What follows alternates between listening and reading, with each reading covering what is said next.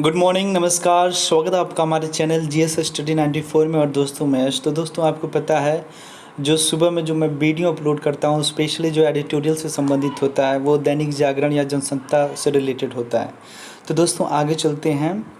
सबसे पहले मैं उन वाक्यों की तरफ आपको लेकर जाना चाहता हूँ, उनके बारे में विश्लेषण करना चाहता हूँ जिनसे आपको कुछ मोटिवेशन मिले, आपका दिन अच्छा रहे। ठीक है, तो यहाँ पे देखिए लिखा है, अच्छे स्वभाव से सुंदर कोई और आभूषण नहीं।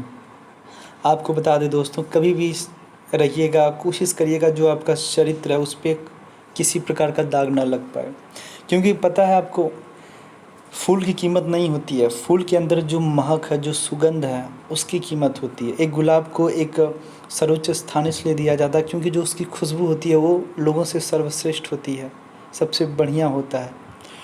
तो वही सब कुछ है, उसकी जो महक है। उसी तरह इंसान का जो चरित्र है वही सब कुछ है। यदि आपकी चरित्र पे दाग लग गया ना, समाज में आप कितने भी प्रतिष्ठित हो, कितने भी पैसे वाले हो, धनी हो, आपको वो चीज़ें नहीं मिलेंगी जो एक आम इंसान को मिलता है, जो सम्मान मिलता है, जिस नज़रों से उसे देखा जाता है। जानते हैं जब कोई पुरुष और महिला के बीच में आपसी प्रेम संबंध होता है, मैं इसलिए बताता हूँ क्योंकि ज़्यादातर लोग जो हैं एक हम उम्र के हैं हमारे प्लेटफॉर्म पे, तो इसलिए मैं बता रहा हूँ कि जब एक महिला एक पुरुष आपसी प्रेम में होते हैं, जब तक उसके चरित्र पर किसी प्रकार का दाग नहीं होता, चाहे वो पुरुष हो चाहे महिला हो, तब तक वो एक दूसरे के ऊपर जान से ज़्यादा भरोसा करते हैं। और छोटी मोटी बातें हो चाहे कंट्रोवर्सी हो, वो लोग सहन कर पाएंगे, मतलब सह लेते हैं कि चलो कोई बात नहीं। पर दोस्तों जिस दिन अगर छोटी सी बात उनके चरित्र को धूमिल करने का प्रयास करेगा या फिर किसी प्रकार से यदि पता चलता है कि इनके चरित्र में ये दाग है, तो इंसान बहुत ज़्यादा निराश हो जाता है। आप कोई गलती कर लीजिए, पर आपसे कि अगर चरित्र से वो रिलेटेड है तो सामने वाला आपको जल्दी माफ़ नहीं करेगा। कभी कभार तो रिलेशंस भी जो अस्थिर हो जाते हैं, लोग ब्रेकअप कर लेते हैं। ये किसी के संबंध में भी हो सकता है, एक मित्र के संबंध में भी हो सकता है। जो मित्र आपसे जो अपेक्षा करता है, जो एक्सपेक्टेशंस उसकी होती हैं, एक माँ की, बाप का, ऐसे तमाम तरह की चीज़ें हैं। पर जो सबसे सेंसिटिव मैं आपको बता दूं, यदि कोई रिलेशंस है तो वो प्रेमी प्रेमिका का होता है। इसलिए आप कोशिश करिएगा कि जो आपका चरित्र है, जो दोस्ती है, उसमें भी एक जो चरित्र है वो कभी भी गलत ना हो, सामने वाले को निराश ना करे। अन्यथा दोस्तों वही है, लाख सुंदर होने के बाद भी आपका तिरस्कार होगा, आपको वो सम्मान नहीं मिलेगा, या फिर जो आपको सम्मान इससे पहले दिया जा रहा था उस सम्मान का आप कल्पना भी मत करिएगा। चलते हैं अब आगे। आज जो हम बात करने वाले जिस विषय पर है दोस्तों, खुद को आईना दिखाने का समय। खुद को आईना दिखाने का समय कहने का मतलब ये है, कुछ बातें हैं, कुछ विचार हैं, कुछ चीज़ें हैं जो अपने आप को उस जगह पर ले जाकर सोचने की ज़रूरत है। ठीक है, गहन विचार विमर्श करने की आवश्यकता है। ऐसी कौन सी सारी चीज़ें उसके बारे में बात करेंगे, और इसे लिखा है निकोलस क्रिस्टोफ ने। ठीक है, तो आगे चलते हैं दोस्तों। यह दौर बहुत घटना प्रधान है। अमेरिका और अन्य जगह विवादित प्रतिमाएं गिराई जा रही हैं, इतिहास की विभूतियों का नए सिरे से आकलन हो रहा है। ऐसे में मुझे इस बात को लेकर हैरानी की आने वाली पीढ़ियां इस दौर और खुद हमारे बारे में क्या नैतिक पाएंगी। आपको पता है कुछ दिन पहले एक जॉर्ज फ्लॉयड नाम का एक अफ्रीकन अमेरिकी अश्वेत व्यक्ति था, जिसे एक वहाँ के मेट्रो कह सकते हैं एक पुलिसकर्मी के द्वारा तकरीबन 9 मिनट उसके गर्दन पे मतलब पैर से दबाने की वजह से उसकी मौत हो गई। उसके बाद उस देश में एक तरह से युद्ध की स्थिति बन गई। चारों तरफ अफरा तफरी होने लगी। तमाम तरह के जो लोग थे, प्रदर्शनकारी, डेमोन्स्ट्रेटर, वो तमाम तरह के प्रदर्शन में भाग लेने लगे। जो सार्वजनिक या निजी संपत्तियां हैं उसका वो तोड़ फोड़ करने लगे, प्रतिमाएं ध्वस्त करने लगे। ठीक है, तो एक तरह से जो सरकार के द्वारा एक भेदभाव किया गया अमेरिका जैसे देश में, उनका ये आरोप था। इस वजह से लोग निराश थे, प्रतिमाएं तोड़ रहे थे। आज के किस नायक को खारिज किया जाएगा, किसकी प्रतिमाओं को गिराया जाएगा, भविष्य की पीढ़ियां हमारे दामन पर अनैतिक धब्बों को लेकर क्या राय बनाएंगी। मेरे ख्याल से तो एक पहलू निश्चित रूप से पशुओं के प्रति हमारी क्रूरता से जुड़ा होगा। आधुनिक समाज फैक्ट्रियों में प्रोटीन उत्पादन पर निर्भर है। किफ़ायती होने के साथ साथ इससे प्रचुर मात्रा में उत्पादन संभव है। हालांकि इस प्रक्रिया में पशुओं को असहनीय पीड़ा के दौर से गुजरना पड़ता है। पिछले 200 वर्षों के दौरान दुनिया पशु अधिकारियों के लिए और अधिक संवेदनशील बनी है। सामंतवादी यूरोप में तो पशु क्रूरता से जुड़े कई खेल प्रचलित रहे हैं। हालांकि अब तमाम राज्य और देश प्रभु पशु संरक्षण कानून बना रहे हैं। मैकडोनाल्ड जैसी कंपनी खास अंडों की ओर मुखातिब हो रही है। वहीं इस पर भी कानूनी बहस चल रही है कि क्या कुछ स्तनपायी प्राणियों को अदालत में मुकदमेबाजी के लिए खड़ा किया जा सकता है। कुछ अदालती मामलों में तो व्हेल और डॉल्फिन जैसे प्राणियों को भी वादी बनाया गया है। पोप फ्रांसिस कहते हैं कि पशु स्वर्ग में जाते हैं। मैं आपको एक चीज़ बता दूं, आज जो हम बात कर रहे हैं दोस्तों, एनिमल प्रिजर्वेशन की बात कर रहे हैं कि जिस तरह से हमारे देश में, हमारे पृथ्वी पे जिस तरह से जानवरों के प्रति जो क्रूरता बर्बरता की जा रही हमारे सभ्य समाज के द्वारा, वो कितना वाजिब है। क्या इस पर किसी प्रकार का कठोर कानून नहीं बनाना चाहिए कि जिस तरह से अनैतिक कार्य किया जा रहा है जानवरों को लेकर। आपको पता है, जो बहुत सारे ऐसे लोग हैं जो स्पेशली अच्छी मसल्स गेन करना चाहते हैं, बॉडी बनाना चाहते हैं, तो लोग पशुओं को, मतलब ऐसे पशुओं को आप उपयोग में ला सकते हैं जो मर चुके हैं। पर दोस्तों आज क्या हो रहा है, एक भारी संख्या में पशुओं को लाकर लोग मारकर उनकी हड्डियों से तमाम तरह के दवाएं बना रहे हैं, प्रोटीन शेक बना रहे हैं, कैल्शियम से संबंधित चीज़ें बना रहे हैं, जो पूरी तरह से अनैतिक कार्यों की श्रेणी में आता है। तो तमाम तरह के कह सकते हैं इसके लिए संस्थाएं भी बनी हुई हैं जो तमाम तरह की चीज़ों के लिए अकाउंटेबल हैं, जवाबदेही हैं। पर दोस्तों जब तक इंसान खुद इस चीज़ को प्रेफर नहीं करेगा, इस चीज़ को अपने स्तर तक ले जाकर नहीं सोचेगा, तब तक इसमें बहुत ज़्यादा सुधार नहीं होने वाला। वास्तव में स्वर्ग लोग पशुओं के बिना सूना ही हो जाएगा। ऐसा नहीं कि लोग पशुओं से प्रेम नहीं करते। कई धनी परिवारों में पालतू कुत्ते को किसी गरीब परिवारों के बच्चों से बेहतर सुविधाएं हासिल होती हैं। हालांकि यह सहूलियत उन तमाम फार्म एनिमल्स, खासकर पोल्ट्री उद्योग के पशुओं को नहीं मिल पाती। गत वर्ष अमेरिका में 9.3 अरब मुर्गे काटे गए, यानी प्रत्येक अमेरिका के अनुपात में 28 मुर्गे। यह भी देख लीजिए कि उन्हें किस तरह मारा जाता है। सबसे पहले मुर्गियों की टांगों को धातु से बांधा जाता है, फिर इलेक्ट्रिक बाथ दी जाती है, इसके बाद उसकी गर्दन उतारते हैं और उन्हें बेहद गर्म पानी में डुबोया जाता है। यह पूरी प्रक्रिया बहुत करीने से चलती है। इसके बावजूद बंधन में बंधे होने के कारण कुछ मुर्गों की टांगें और पंख टूट जाते हैं। जब यह सिस्टम नाकाम हो जाता है तो वे आरी के आगे जद्दोजहद करते हैं। कई मुर्गी आरी से भी बच जाते हैं। कृषि विभाग ने खुद बताया कि पिछले साल 5,26,000 मुर्गों को ठीक से कत्ल नहीं किया जा सका और उनमें से कुछ जिंदा उबाल दिया गया। तो एक तरह से बता दें, जो भाई साहब हैं जिनके ये विचार है, जिन्होंने इस लेख को लिखा, उनका जो उद्देश्य है एक तरह से हम लोगों को आध्यात्मिक रूप से कनेक्ट होना है। ये महसूस कराना चाह रहे हैं कि जिस तरह से हमारा आज का समाज निंदनीय होता जा रहा, क्रूरता और बर्बरता जैसे कार्यों के लिए पहली प्राथमिकता दे रहा है। और उन्होंने उदाहरण के माध्यम से यहाँ पर समझाने की भी कोशिश की है कि किस प्रकार से मुर्गों के प्रति जो हमारी जद्दोजहद है, जो मेहनत है, उसे खाने के चक्कर में जिस क्रूरता से हम उनका कत्लेआम कर रहे हैं, इससे आप एक सभ्य समाज की रचना नहीं कर सकते। किसी बच्चे को तो पक्षी के पंख तोड़ने पर सज़ा दी जा सकती है, लेकिन कारपोरेट अधिकारियों का अरबों की तादाद में पक्षियों को प्रताड़ित करने पर कुछ नहीं बिगड़ता।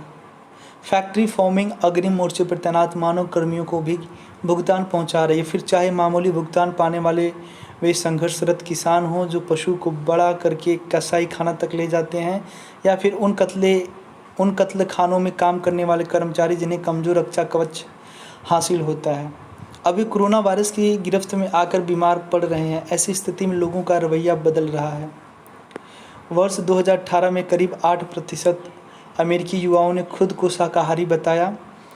उनकी तुलना में 55 साल की उम्र से अधिक वाले अमेरिकियों का आंकड़ा महज 2% था। 2 साल पहले मैं खुद शाकाहारी बन गया हूँ। थोड़ा आप लोग बताइएगा, एकदम मतलब सीरियसली ईमानदारी के साथ आप लोग बताइएगा कि कौन कौन प्योर वेजिटेरियन है। प्योर वेजिटेरियन का अर्थात ये है कि आप अंडा तक भी नहीं खाते। कुछ लोग हैं जो कहते हैं कि अंडा जो है कि वेजिटेरियन में आता है। दोस्तों ये गलत है। मैं मानता हूँ उसमें फर्टिलाइजेशन नहीं होता है, निषेचन की क्रिया नहीं होती है जो हम मार्केट से अंडा मंगाते हैं, पर दोस्तों उसमें सारे सेल्स मौजूद होते हैं जो एक फर्टिलाइज़र में होता है, जो निषेचन क्रिया में होता है वो उसमें भी होता है। सो दैट्स वाई आप कभी मत कहिएगा कि जो अंडा है प्योर वेजिटेरियन में आता है, ये नॉन वेजिटेरियन में ही आता है, ठीक है। तो आप ईमानदारी से बताइएगा, ठीक है। हालांकि बेटी के आग्रह पर मछली खा लिया करता हूँ, फिर भी मेरा यही मानना कि नैतिक एवं पर्यावरणीय लिहाज से और मांसाहार के मुकाबले लगातार बढ़ते स्वादिष्ट शाकाहारी विकल्पों को देखते हुए आने वाली पीढ़ियाँ मांस का उपभोग कम करेंगी। यदि किसी भी बच्चे को आप बचपन से परिवार में जो संस्कृति, जो खाना ज़्यादा मात्रा में खिलाएंगे, वो उसका आगे जाकर आदी बन जाएगा। यदि ये सुधार आप अभी से अपने परिवार के साथ करते हैं, याद रखिएगा हत्या हत्या होता है, चाहे कितने बड़े जीव की आप हत्या करें। मात्र वो अलग चीज़ है कि आपकी नज़र में आप प्रमुखता किसको देते हैं। और इंसान दोस्तों हमेशा मात्र इंसानों को ही प्रमुखता देता है। कुछ लोग तो यहाँ कहते हैं अरे भैया ये नहीं खाएंगे तो इनकी संख्या बहुत बढ़ जाएगी। आप सही कहें, ऐसा कोई जीव आए ना जैसे कोरोना से भी खतरनाक, जो इंसानों को खाने लगे, तब आपको पता चलेगा कितनी तकलीफ़ होती है जब हम लोग जिस दरिंदगी से मुर्गे को काटते हैं, पानी में डालते हैं, मतलब क्या बताया जाए। साथ ही पशुओं के साथ व्यापक स्तर पर की जाने वाली क्रूरता को हमारी बेपरवाह स्वीकृति भी उन्हें हैरान करेगी। प्रिंसटन यूनिवर्सिटी के दार्शनिक पीटर सिंगर ने मुझे बताया था कि आने वाली पीढ़ियां फैक्ट्री फॉर्म में पशुओं के प्रति हमारी क्रूरता को उसी नज़रिए से देखेंगी जैसे हम रोमन खेलों में क्रूरता को देखते रहे हैं। उन्हें हैरानी होगी कि अरबों पशुओं के साथ हुए अत्याचार पर हम कैसे आंखें मूंदे रहें। गरीब देशों की समस्याओं के प्रति हमारी बेरुखी मेरे ख्याल से दूसरा ऐसा मामला होगा जो आने वाली पीढ़ियों को हमारे तंग दिल रवैये पर राय बनाने को मजबूर करेगा। दुनिया भर में 50 लाख से अधिक बच्चे इस साल डायरिया, कुपोषण और अन्य बीमारियों के कारण मौत के आगोश में समा जाएंगे। मुख्य रूप से अपनी विशिष्ट पहचान के कारण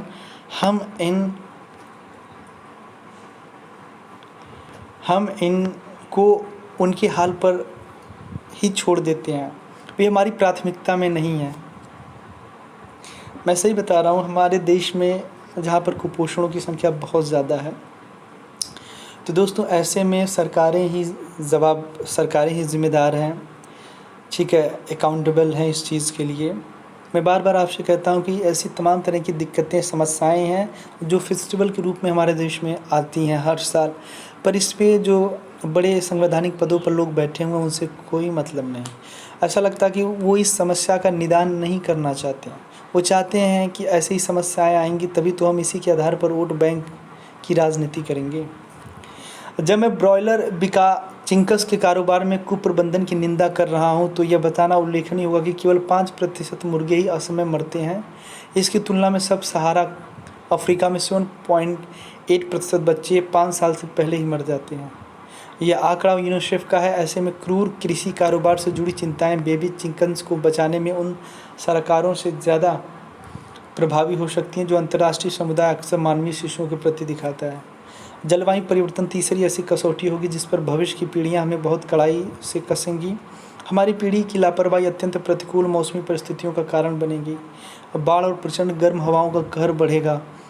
इससे यही तस्वीर बनेगी कि 21वीं सदी की शुरुआत का मानव इतना स्वार्थी रहा कि कार्बन उत्सर्जन घटाने को लेकर उसने छोटे छोटे कदम उठाना भी गंवारा नहीं समझा। आज आपको बता दें, जो नेक्स्ट जनरेशन है, जो आने वाली सदी होगी, कितनी भयानक हो सकती है, इसकी कल्पना आज के समय में आप कर सकते हैं। आखिर क्या वजह है कि दोस्तों हमारे पृथ्वी पर दिन प्रतिदिन जो यहाँ का टेम्परेचर वो बढ़ता चला जा रहा है, जो वैश्विक तापमान है वो बढ़ता चला जा रहा है। कोरोना जैसी महामारी कैसे अभी तक ठीक नहीं हो पाई? क्यों? जो पर्यावरण में जो तमाम तरह के कह सकते हैं फेवर में हमारे बैक्टीरिया हैं, क्या वो उनसे लड़ नहीं पा रहे हैं? फिर हमारे शरीरों में मौजूद जो हमारे सोल्जर हैं, जो इम्यूनो सिस्टम, वो इतने कमज़ोर आखिर कैसे पड़ गए? क्यों तमाम तरह के लोग एक उम्र के पहले ही चले जा रहे हैं? जहाँ लोगों की उम्र 150-200 साल हुआ करती थी, 100 साल हुआ करती थी, आज 50-60 साल के बाद तमाम तरह के उनके शरीर के जो कह सकते हैं जो मुख्य ऑर्गन है वो क्यों फेल हो जा रहे हैं, ख़राब हो जा रहे हैं? ऐसी तमाम तरह की चीज़ें जिस पे आप चर्चा कर सकते हैं। मतलब एक सोचिए, किसान जैसे व्यक्ति को जो दिन भर काम करता है उसको डायबिटीज़ हो जा रहा है। हम पूरी तरह से आजकल जिन चीज़ों का सेवन कर रहे हैं, पी रहे हैं वो पूरी तरह से दूषित हो चुकी हैं और इसका ज़िम्मेदार मानव खुद है। मानव ने ही इसकी रचना परिकल्पना की है।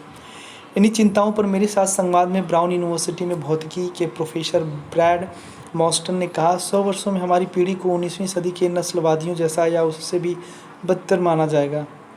जलवायु परिवर्तन से निपटने में नाकामी इसकी वजह होगी, जिसके कारण हम भविष्य की पीढ़ियों को विरासत में एक बदहाल ग्रह सौंपेंगे। इसलिए मैं इतिहास की पुनर्समीक्षा और दिग्गजों के बुत हटाने के लिए तैयार हूँ, लेकिन यह भी उतना ही महत्वपूर्ण है कि हम नैतिक और दूरदर्शिता पर गहराई से विचार कर उसे दूर करने का प्रयास करें, क्योंकि इसके लिए अभी भी वक्त है। अब ये देख लेते हैं मित्रों कि आज क्या क्या दिया है पहले पृष्ठ पे। तो यहाँ पे देखिए लिखा है, कोरोना को हरा चुकी है 1/4 आबादी। तो आप देख सकते हैं कुछ लोग यदि आपको डरा रहे हैं तो गलत चीज़ है। यदि आप किसी प्रकार से संक्रमित हैं या आपको शक है तो आप स्वास्थ्य नज़दीकी केंद्रों पर जाएं, अपना जांच कराएं। और दोस्तों आप देख सकते हैं कि 1/4 आबादी अब तक इस कोरोना महामारी से ठीक हो चुकी है। तो आप इतना जो कि डर मत पैदा करिए समाज में, परिवार में, या अपने अंदर मत पालिए कि नहीं जिसको कोरोना हो गया तो ठीक नहीं होगा। दोस्तों बिल्कुल ठीक होगा। आप देख सकते हैं ये जो आंकड़े दिए गए हैं इसको आप अच्छे से पढ़ लीजिएगा, ठीक है। मात्र आप सरकार के द्वारा जो भी दिशा निर्देश जारी किया गया उसमें आप सहयोग करें। उसके बाद आप यहाँ पे देख सकते हैं लिखा कि महामारी की आड़ में भारत की भूमि हथियाना चाहता था चीन।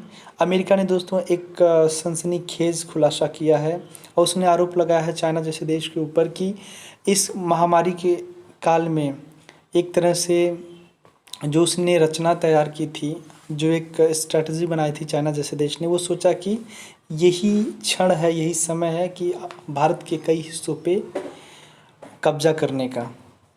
अंडर ग्रेजुएट सत्र नवंबर और पोस्ट ग्रेजुएट दिसंबर में होगा शुरू। आप बता दें जो अंडर ग्रेजुएट हैं और जो पोस्ट ग्रेजुएट हैं, ठीक है, मतलब बीए का हुआ अंडर ग्रेजुएट, ठीक है, और पोस्ट ग्रेजुएट मतलब एमए की बात हो रही है, तो दिसंबर में शुरू होगा। गहलोत की ओएसडी तक पहुंची आज की जांच। तो आप देख सकते हैं राजस्थान में जो इस समय मारामारी चल रही है उसी की बातें हैं। ओएसडी तक पहुंच चुकी है, उनके ऑफिस तक कह सकते हैं। प्रशांत भूषण और ट्विटर पर अवमानना का केस। तो आए दिन जिस तरह से सोशल प्लेटफॉर्म पर एक दूसरे से लोग लड़ रहे हैं, उसमें तमाम तरह की जो कह सकते हैं वैचारिक युद्ध की स्थिति बनी हुई है, चाहे फेसबुक पे जाए चाहे ट्विटर पे, तो ऐसे चीज़ों के लिए अवमानना का केस आप करा सकते हैं। तो आज के लिए इतना ही। नमस्कार, धन्यवाद।